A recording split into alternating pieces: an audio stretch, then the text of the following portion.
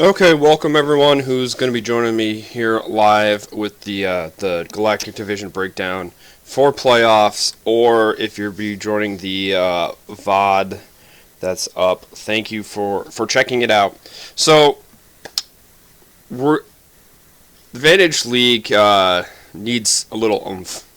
I feel like it's a great league to participate in and be a part of the community and everything. It just needs something a little extra. And while I enjoy casting a bunch of the games in all the divisions, it's now getting time to the playoffs. And when that time comes, sometimes a little bit of extra emphasis needs to be given.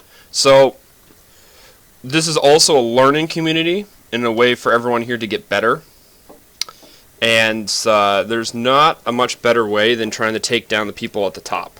So with that information, we have the Galactic Division is the top division in Vantage. And Don't Ban Rumble has been the top team in the Galactic Division for 3 splits now, 2 or 3 splits.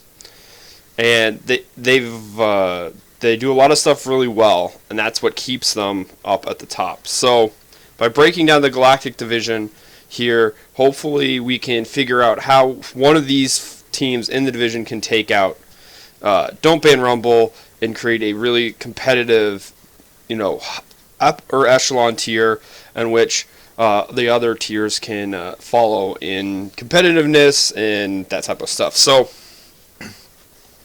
this is also going to be a Google spreadsheet thing here, which hopefully other people participate in, and all the divisions will be taken care of, and it's not just me doing it, but at the same time it will allow something that when games get casted, casters can use, other teams can use it to see what the community thinks of certain teams or certain divisions, that type of thing. So let's just break it down.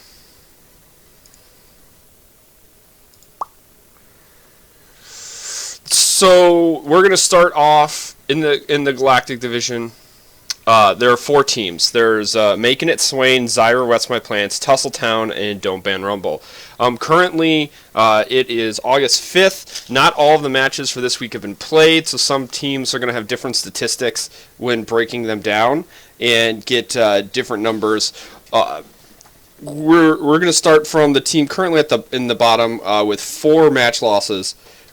Is Making It Swain. Now, this team, going basically just straight off of the Vantage's website, are the players' names by their positions, their KDAs, CS, what if you're going to target that person / role, what you should ban, either style-wise or certain champions, that type of thing.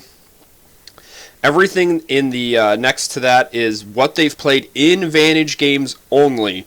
This does not include scrims against either other teams in their division or other divisions. So that is kind of the hardest part, is you have to go through all their match histories, and you make sure you find one person that's been in every of the matches, and then you also make sure that you're not including scrims in it. Some of these teams do a lot of scrimming. Some of these players sub for multiple teams or play on multiple teams. So you have to make sure you're getting in there the actual correct matches. It's just kind of on how it's putting together. So with Making It Swain, this team, and I have strengths, weaknesses. I'll just finish going with what's on the screen here. Then I have team objectives that you can get. The towers, the dragons, Rift Heralds is apparently not a stat I could find on any teams that took them. I don't know where. I don't know if this is not being tracked by anyone, but it's a stat that's there. Wards placed, gold for the team, and average game time. I put 3 key strengths to win, 2 or 3 things to target to beat this specific team. There in the little green box is their match win-loss record. And then obviously if there's an X with a number after, that's the number of times that champion's been played in, once again, Vantage matches. So if you want to target certain things on certain players, how does he have more matches than everyone else? Does he? No. Okay. Obviously, certain teams have played slightly more matches than other teams, so once we get further on, moving on. So we're going to use Making It Swain to then progress up the division to Don't Ban Rumble, and hopefully this will give a gap here on a way to take out the champion. Take out the top, if we have that ladder system for Vantage, everyone's in that ladder. Don't Ban Rumble's at the top. Everyone wants to get to number one on the ladder, either as an individual or as a team. These are things that we can target to get to that point, or as casters or analysts or viewers of the matches, what we can expect to see, that type of stuff. So we have come into these games other than just being straight entertained. We can learn something from it. This is a learning community. We need to learn from every chance we can get. So out of this team Making It Swain, they like to shift their players around a lot. They're role swapping to put players on consistent champions for themselves individually. If one person gets targeted banned, or if the meta shifts, or if they have to sub someone in or out in their matches. So it works really well because it's really hard to pocket ban or ban out someone specifically. So when you're targeting them, you can't just ban out one person's 2 or 3 champions, because they can role swap. Now, this is a double-edged sword. This is also kind of how you beat them, is because they're role swapping. There's not the consistency you would see out of someone who puts in 500 games in top lane, 500 games in jungle, 500, those numbers. And there's also then the inconsistency of, shot calling or different way to see the game when it comes to that. And so to beat this team, if you just have to be stable and have a set plan. While Making It Swain technically hasn't won a game yet, they've had some extremely close games. And based off the statistics, I think in 2 of their losses so far, they actually lost with a tower and a gold lead. So it's not like that they're not fighting and keeping it. They definitely can pull out some games, and I think that they have a chance if they play well and they do make things chaotic. They make the games a little bit longer, where one key team fight wins them the game. Just win a Baron fight or get a pick in the late game and then mow down straight down a lane and take it. Maybe do a backdoor, something a little chaotic, something a little abnormal is their best chance to pull out some wins going here into the playoffs. And once again, players may not have played those exact champions, but I'm leaving the player name next to the role, and then the champion played in that role in the position. So this is also the stuff I could find from so far. With this division, it's relatively easy because of the 4 teams, easy to go through the pick bands and their histories. But if other people do this for other divisions, which I'm really hoping so that we can get people for each division looking at this, you have to make sure that everything's locked in properly. So we're going to go to Zyra Wets My Plants next. They are currently with 1 win, 1 loss, and 1 draw. Their top lane position is not on the Vantage League website. I'm not exactly sure, but then they've had subs every week. I know a bunch of people have sub top actually for them. I think 3 or 4 different people. But the rest of the team has been pretty much stable across the board. So you have, Double Donger, Minor Threat, Goonball, and Big Bad Red. And another things about Vantage League is you're going to see some of these with, I believe, one of the Vantage people called them tweeners. When you set up for the senior, Minor Threat has increased himself to become a tweener in between the Supernova Division and the Galactic Division, and he's actually subbed for a bunch of teams up in the Galactic Division, making himself plat this season, within the last month or so, and gaining that kind of respect and getting to that next level and showing that improvement at going up the ladder. And it's a result now that he's on a team in the top division. Whereas you have Big Bad Red. He used to be on Ban Rumble and subs for them sometimes, as Conrathan's actually taken, for this split anyway, the starting spot here. So he goes to this team, and there's a reason why this team is called Zyra What's My Plants.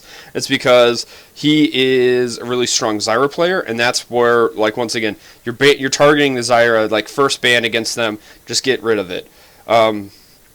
As we kind of touch on, we have wins on this team compared, so you can see that when they're winning games, they're taking a lot of towers, they're taking a lot of dragons, they're doing barons. Their ward placement is over 20 when they're winning. Their gold earned is way higher, but also their game time. Their games when they win are much longer by 10 full minutes than the games that they lose. So they like to, maybe it's their play style or just how it's happened so far. Once again, small sample size, but this is how they've played so far this season. Their games have extended to a lengthier period of time.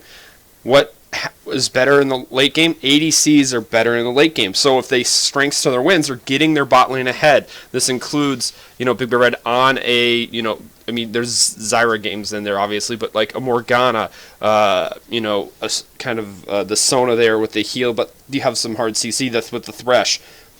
Gianna is, extremely strong right now. There's a really good, strong bot lane. We have Tristana. Jhin early on as well. I think Goombal's Jhin KDA was something extremely high versus like something like a pure carry, the Kog'Maw. If you can get on it early and crush it, then it can be a problem, And to get that, going into that, you have to have kind of a strong mid game. With the mid game here, you got based on the jungle and the mid laner of Double Donger and Minor Threat.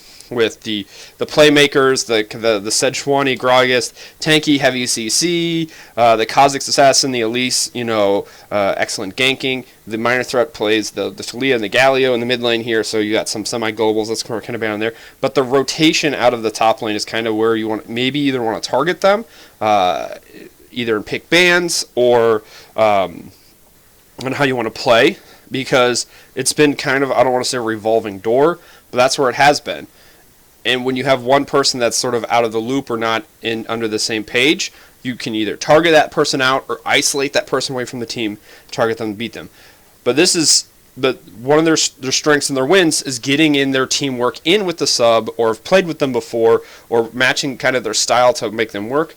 And then they have to be the ones, I don't want to say being the aggressors, kind of in that mid game, making sure that if they can get to that late game where their ADC is rolling on, because in their wins, their ADC's Goonball's pretty much gone off. Tussletown is 1 win, 2 losses, 1 draw. Now, Tussletown's 2 losses have both been the Ban Rumbles. They with Zyra What's My Pants lost Ban Rumble. They've tied, Tussletown and Zyra What's My Pants tied each other, and everyone's beaten, making it Swain. So, for this team, we have, Ansem, Kyoshirin, Foozle Bamboozle, Monster Energy, and the Tidzy. Pretty strong comp, pretty strong team, and this team focuses on high damage champions. Even though we are in a 3-tank meta right now, as you see, we got 1 tank, Maokai out of top. We do have a Sejuani and a Maokai in jungle, but Foozle's played the tank in Galio in mid lane, but once again, this team likes to run lots of high damage dealing champions. When their game time when they win is faster than their game time when they lose. So the faster and more snowballing and keeping the damage up is really important to them, because we got Swain coming out of the top lane, Lee Sin in the jungle, we got Syndra. In the bot lane we have an all-in comp of Thresh and Blitzcrank with Twitch, Tristana, that type of thing, where they're keeping up the pressure and they're trying to win it early. This is a team that also puts, I call, the pseudo tank comp. They run Kindred, they run Taric, they run Swain, that Drain Tank. You run a Ryze who can, sustain for a while. The Orianna, the Galio. These are champions that, while are not tanky, have a little bit more tankiness than other champions in their roles.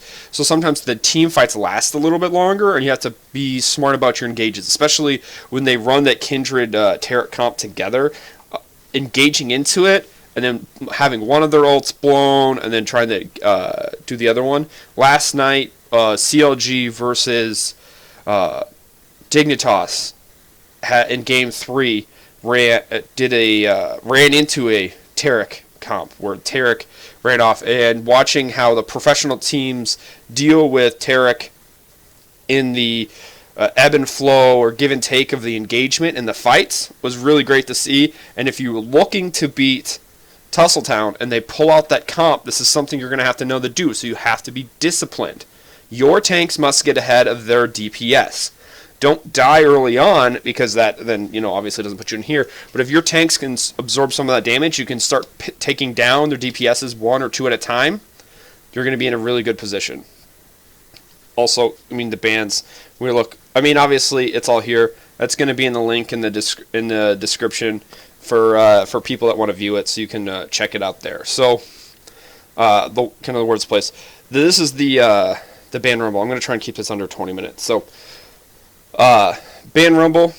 I'm in the process of kind of updating it here with actual numbers. So I did the hard numbers here, and then realized it's a Google Doc, and I can update stuff. Basically, you just go through, you get all their total here, and you total them up, and then you do math. Hooray, math. Math's over here on the side. And I obviously didn't finish one. 11.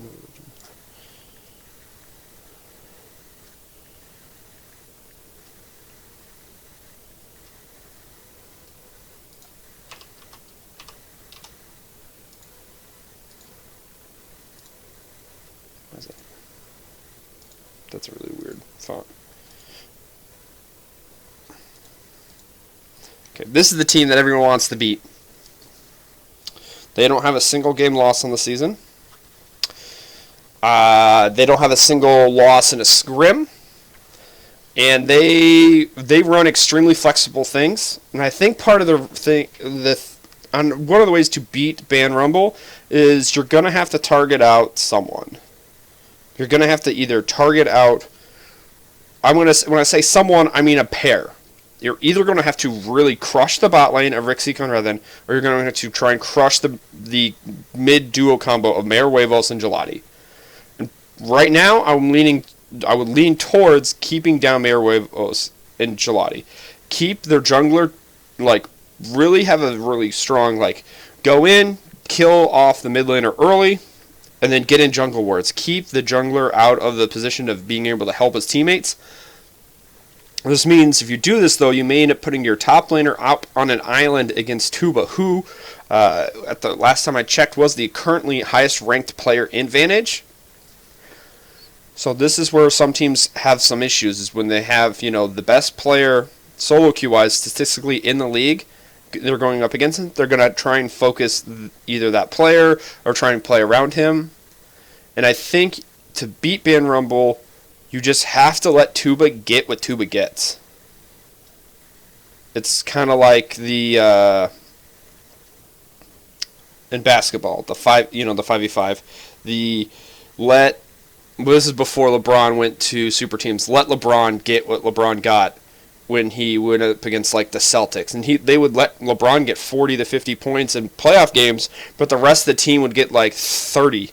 And they would, win games 88 to 79. It didn't matter that LeBron James got nearly 50 points if the rest of the team didn't get anything.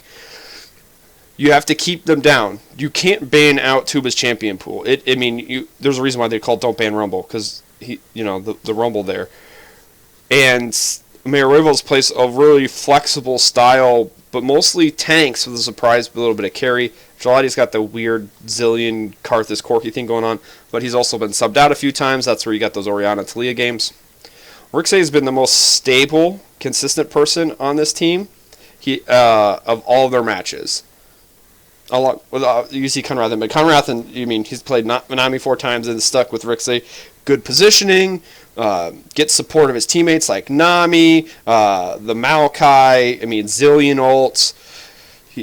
And people aren't focusing him. People are trying to go after Tuba and Gelati in team fights or in skirmishes, depending on what's going on with the team comp. And he's been able, like I said, the most consistent player. His numbers aren't ebb and flow, and he just obviously when you play against this team, you're just. You'll notice when we go down the line, the 80 carries, it's meta, Jin, meta, because we play meta, and then like predict a comp. If you don't want to play against a Kog'Maw comp, ban Kog'Maw. If you don't want to play against Caitlyn, ban Caitlyn. Sivir is probably one of the ones going to be pushed in. And when you focus them, look, their towers, obviously they're winning every game, so they're taking, over 9 towers. The dragons, they're taking 2 dragons a game, but they're not focusing Baron a lot. They have a very low Baron requirement, but I think this goes into the fact that their game time is down to basically 27 minutes. So they don't need Baron to win. But if you can get them in a position where they need to go take Baron and put them in a corner, maybe you can get a team fight and you can beat them.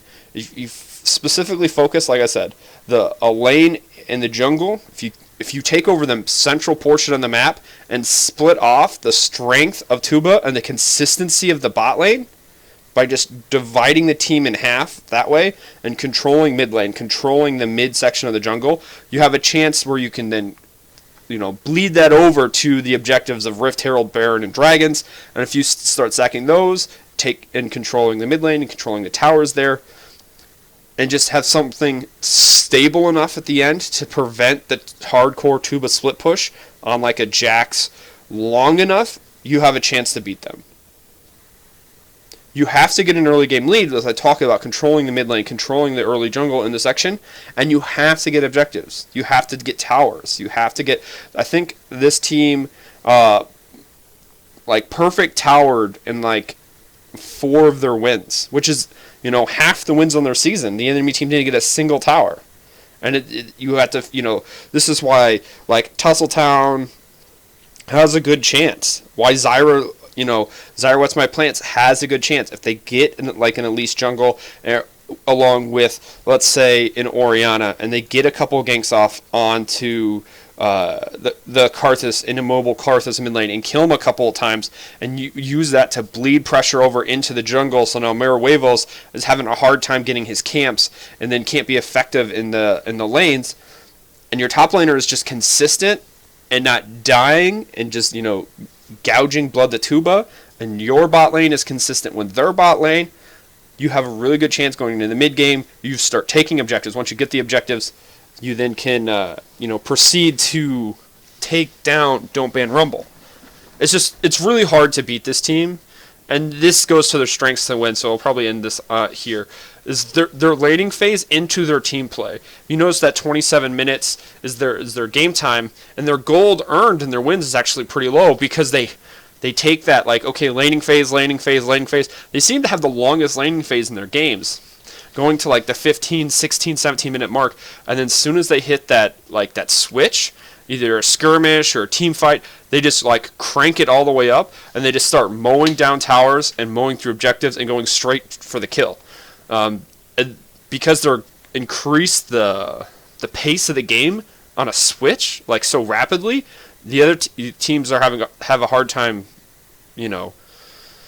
fighting it, going with it, trying to adapt to it. They're just okay, this is happening. Oh, now we're the pace of the game got turned so fast that it's unusual for other teams. That's why I say if you're the other teams, you come out with a faster pace than them. Don't let them get into that easy transition of laning phase into strength. They also play multiple styles. They go hard split push. They go hard team fight. They go super tank jungle. They go carry Twitch jungle. I mean, you got Karthus, Zillion mid, which is weird. You have the Corki, the Roam, obviously bot lane, extremely stable. And they've played together for a very long time. So their communication and adaptation and expectations of what they're all doing is high across themselves. So these are the things that I would particularly use if I was the other teams to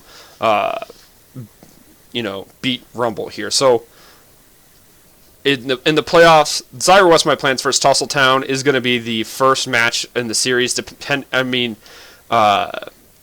Going into the playoffs, the one semifinals, and Making It Swain versus Don't Ban Rumble is going to be the other semifinals match. I know that the playoffs haven't started yet, but these are the things that if we, as a community, look forward to, knowing the targets, the strengths, weaknesses of both teams, and knowing how to combat them. Maybe a suggestion is to Making It Swain do a really hard, unique invade, do a delayed invade on their jungler. Do something like that, or just camp out in Tuba's top bush, so when he gets to lane, you kill him. I mean, it just kind of depends on what you want to do, but that making things chaotic.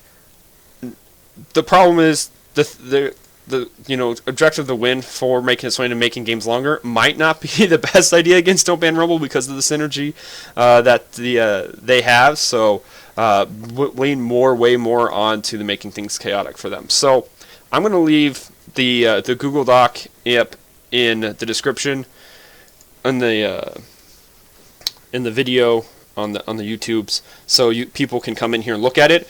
I also, any tips or suggestions on how to properly use Excel spreadsheets, because I haven't done it in like 5 years. So I'm like doing stupid categories like all the way off to the side here to get my totals in.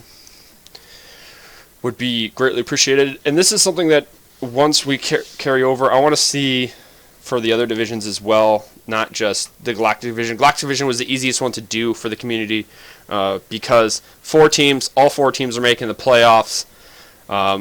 It's a very set dynamic on where the team that needs the most improvement is and who exactly is at the top. So thank you everyone for watching, and as the other screen's going to say, it is Don't Ban Rumble versus the rest of us.